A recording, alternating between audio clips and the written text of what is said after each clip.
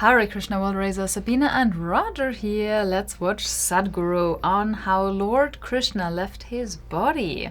A request by our world sage, Sashank. Yeah, so Sabine doesn't know the whole story yet, so... Or did you get spoiled? Well, I know with his foot that he gets a arrow shot in the foot. But you know who shot the arrow? Who shot the arrow? Who shot the arrow? There was a story about... No, I don't remember who. Well, hopefully Sadhguru is probably going to clarify everything, so should be good. And plus he'll probably imbue some wisdom and some meaning and some spiritual knowledge in there. So looking forward to that. And if you guys like my new shirt, it's popping. Wow. Yeah, let me know what this scene is from if you guys know. And if you want to check out what other shirts this wonderful company has to offer, this was gifted to us by Damakdam. You can go check it out, and if you use the discount code RaiseTheWorld20, you can get 20% off your purchase. Support Sanatan Dharma. That's what we're here to do. We hope you guys are here to do that as well. So let's dive into the man, the myth, the legend, the one and only Sadhguru-ji. Gandhari, before she left the palace, when this war was over and she burnt Durdasa, thinking it is Yudhishthira, then she told Krishna, "You are the real culprit in this whole thing. At any time, you could have brought peace. You could have played down the enmity that was there between the cousins. Instead, you took the side of Pandavas and ensured that all my sons are dead today, including the one surviving one, which you made him to be killed by me, by a mother. You made a mother kill her own son. I am very confused. I have no idea what he's talking about. May your Yadavas have a similar end, that they will fight among themselves and they will come to an end. And may you, who is known to be a god, people have worshipped you as a god, may you die like any common human being. May you not have a glorious death. Oh, that curse! Like my sons died in the battlefield, it's a glorious death. Okay. May you not have such a death. You must die like a common human being. And the Yadavas should kill themselves, among themselves, like you made the Kurus do." So Krishna smiled and said, "Mother, what you are saying is anyway written, because who else can kill the Yadavas unless they kill each other? Yadavas? Yadavas cannot be killed by anybody else. They have come with this virtue that nobody can kill them. They can only kill each other. So let it be so. Yeah, the clan. And how I exit this world does not matter for me. Anyway, I know how to exit, and do not worry about my destiny, focus on yours." And the Yadavas grow in prosperity. As they grow in prosperity, they will start drinking. They say every night was a party night in Dwarka. Every night a party night, every night a drinking night. They became lecherous, they lost their morality, and in Dwarka. affluence made them completely forget how Krishna brought them from Mathura, with what hardship this was built and everything was done. All this forgotten, particularly the next generation of Yadavas that came there, they became really loose. So one day, Krishna's son, Samba… Krishna's son? Some sages had come, and Krishna's son Samba went to the sages along with his friends, dressed like a pregnant woman. Oh my God, and sounds like asked the Krishna. sages, "Tell me, will I have a boy or a girl?" The sages looked at him and said, "You have the imprudence to come and do this to us, disturb our way of life and try to do this to us. You will deliver an iron mace, and that mace will be the end of you and your filthy clan. So, What is happening? Oh boy. Samba delivers an iron mace. Fearing that this may destroy his clan, he took it to the beach and smashed it into powder. Except for the last point which he could not do, rest of it he just beat it into dust and threw it in the ocean Wow. and left that one piece there. A hunter who was walking by came and looked at this one piece of metal which was sharp, and he thought it'll make a good arrowhead, and he took it with him. This dust which he threw it in the ocean again, whatever you throw into the ocean, it throws it back at you. So it threw it back onto the beach, where certain type of weeds were growing. And this kind of lecherous life continued, and every day they're drunk. Always the discussion, when people get drunk, you will see the same conversations will come back. You know what I did that day, the same that day damn thing happens every time they get drunk. So whenever they get drunk, the discussion is always the war, the Kurukshetra war. You know how I killed this guy, you know what I did to this, you know what I did to that. All the macho talk flows out. Bragging happens, one taller than the other story happening. Once the alcohol content in the body keeps increasing, the stories keep getting longer and longer and longer. So again they were discussing Kurukshetra war. So in the heat of bragging, Satyaki accused Kritavarman, you fought on the side of Kauravas. You fought against us, and only because you're a coward, you survived the war. Otherwise, I would have taken your head off. So Kritavarman said, I know whose head you can take off, an old man whose fighting arm has been severed, his head you take. You call yourself a warrior. Like this, initially debate, then argument, then a brawl, then a fight, then it became a battle. Foreseeing this, Krishna and Balarama had confiscated all the arms from the Yadavas, no arms in the town.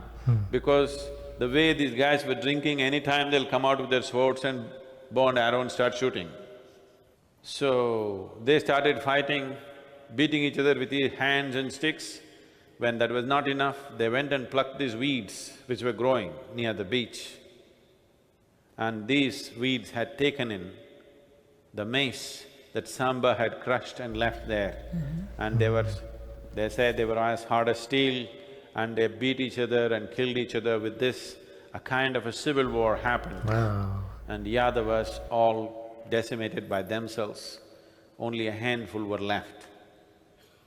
So Dwaraka, the great city, went up in a wail of the widows and mothers and children because all Yadava males killed each other, only a handful were left. So seeing this, Oh dear. Balarama was greatly distressed and he decided to leave the body. When he left the body, he left his body in the form of a snake, a large serpent he became. And they say he went and became Adishesha. This is the bed of Vishnu. Krishna saw this, little distressed. His children, Pradyumna, Samba, all of them involved in the fight, all of them What? going like this, but he smiled, Of course. everything going by the script. There's little sadness, but he smiled, okay, everything is going as it should. And he went and sat under a banyan tree, and he sat with his leg out here like that, and he started shaking his leg. A hunter who was hunting in the forest saw the movement through the bush and thought it was the ears of a deer Right. and shot it. Unbelievable. An arrow pierced Pulling a his heel. pandu. With that arrowhead that the hunter picked up on the beach. Oh. Initial Okay. shock and pain of being pierced in the heel, Krishna lurched a bit, then he smiled and closed his eyes. And Krishna left. Aww. Krishna. Yeah, so I was right mid-video about the Yadava clan, so it was Lord Krishna's clan. But what really confused me was that I believed in the Mahabharata it was stated, well, this is how it happened, is that Lord Krishna took the side of the Pandavas, but he also gave his army to Duryodhan, right?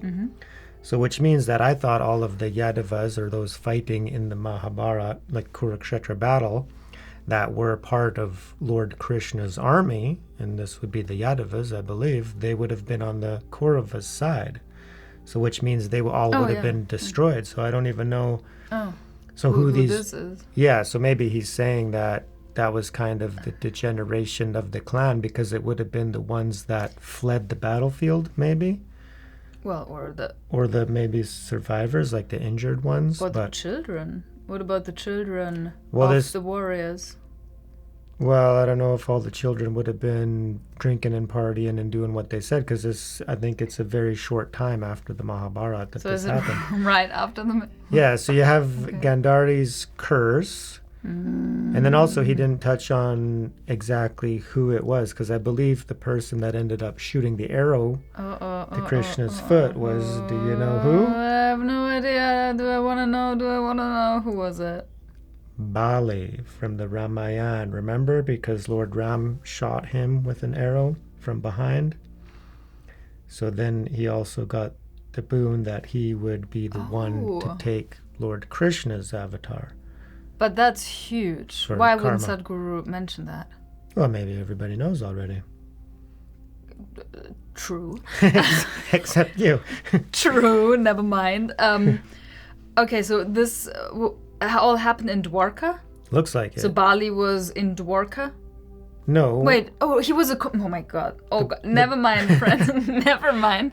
He was a different incarnation. Yeah, That's Bali what we're was talking in about. Bali was in the Ramayana, and remember Lord Ram had to kill him from behind, and then because that was even a little bit of negative karma, but I forgive. the Lord in Bali. the divine play understands this, and then so Lord Bali, Lord Bali. no, Bali is the one to take Krishna's avatar. Okay. Right? I think when I heard that before and I didn't know about who Bali was, I was really upset. I think there was something. But now it's actually, it's okay. Yeah, it is what it is in the divine play. And the thing is that even back then, so this degeneration and even Dwarka, being succumbed to this chaos and this infighting, Yeah. it's due to these degenerate times that's happening. And of course, Lord Krishna is aware of all of it and understands it and is not succumbing to us and our despair and how distraught we are. And we're judging everything as this is bad, this is wrong. Like it is, it's just the way that it is. So we need to really focus our minds and our attention on the teachings to get out of this mess and to see it all as, with so many teachings teaching that this is an illusion, it's like a dream, right? It's Maya, like we don't see realities. So this is all just a big messy play at this moment in time in the Kali Yuga, and there's all sorts of crazy things happening in the world. So what are we going to do? Like the time of death is fast approaching for all of us. So if you're not aware of that, you need to go study it and realize that it's temporary. Like we're in the prakriti, in the material nature, we're embodied beings. And then what are the teachings telling us to do? Through yoga, we can escape. That's what it's all about. Moksha, liberation, enlightenment, salvation, practicing whatever yoga we're drawn to, and then even practicing all of them when they all merge into one. So you're using your wisdom to understand conceptually the reality, and then we're like, okay, now that I understand God, I can devote myself to the absolute truth and practice bhakti, and then get some meditation, and then calm the sense perceptions, and not get caught up, and not get triggered, and not succumb to anger, right? Lust, all of those delusions. And then get going, right? Get going. Get going, because the Bhagavad Gita has been spoken, and so many other spiritual texts as well, the Upanishads. Ashtavakra Gita. The Ashtavakra Gita, which we're covering right now. Please join us for that. And we get this taste of absolute reality. Boom. Friends, thank you so much for watching. May Lord Krishna bless you all. See you on the next video. Peace.